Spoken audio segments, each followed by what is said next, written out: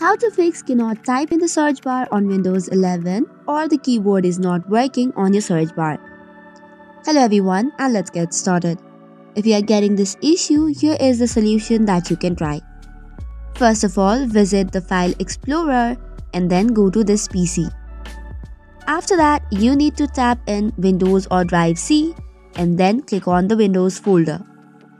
After that, search for the folder called as System32.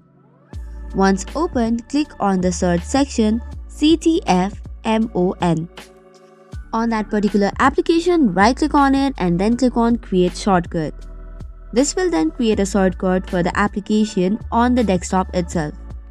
Then after, you need to press in Windows plus R and then type in cell common startup and hit the enter button.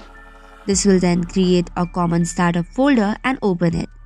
After that, you're just supposed to right click on the shortcut that you just created and then paste it here in the startup folder. So that will probably fix the issue. That's all for today's video. For more such contents, do not forget to hit the like and subscribe button. Thank you and keep watching.